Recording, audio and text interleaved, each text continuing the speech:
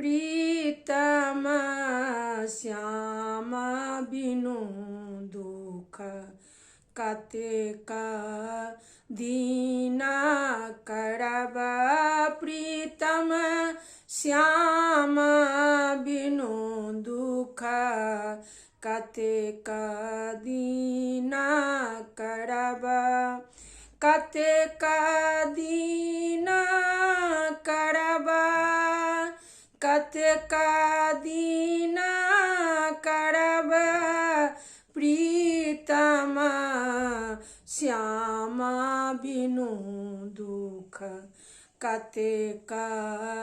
दीना करब कथी बिनु सुन भेला बन के हरिनिया कथी बिनु सुन भेला बन के हरिनिया कथी बिनु झामरी देहा कथी बिनु झामरी देहा प्रीतम श्याम बिनु दुख कतेक दीना करब प्रीतम श्याम बिनु दुख प्रीतम प्रीतम श्याम बिनु दुख कतेक दीना करब खड़ा बिनु सुना भेला बन के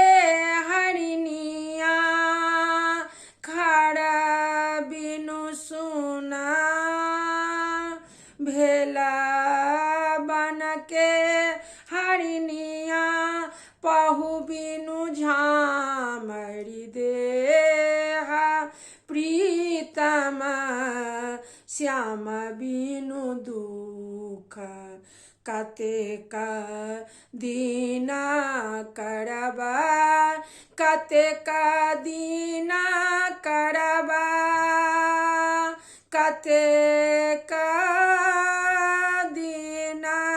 करब प्रीतम श्याम बिनु दुख कतेक दीना करब खाट तुराई से हो भेला सपना खाट तुराई से हो भेला सपना भस्म भुइया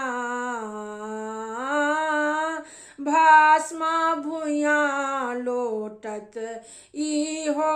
केसा भस्म भुइया लोटत इहो केसा प्रीतम श्याम बिनु दुख कतेक दीना करब तेला फूलेला सेहो भेला सपना तेला फूलेला सेहो भेला सपना भस्म भुइया लोटत केसा प्रीतम श्याम बिनु दुख कतेक दीना करब श्याम बिनु दुख कतेक दीना करब सूरदास प्रभु तोहरे दरस के सूरदास प्रभु तोहरे दरस के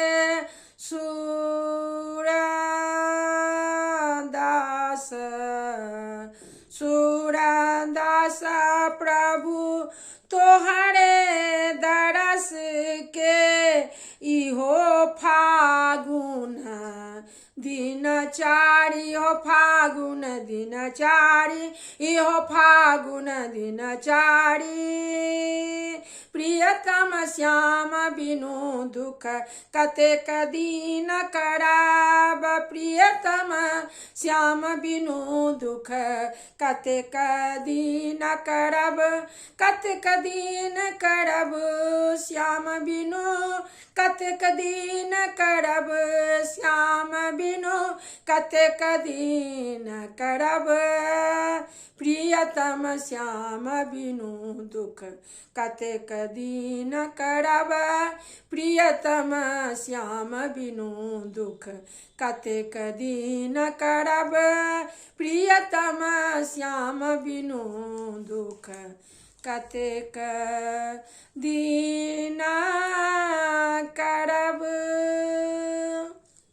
सब गोटा के बहुत बहुत धन्यवाद और फगुआ के हार्दिक शुभकामना दे रहल छी। धन्यवाद।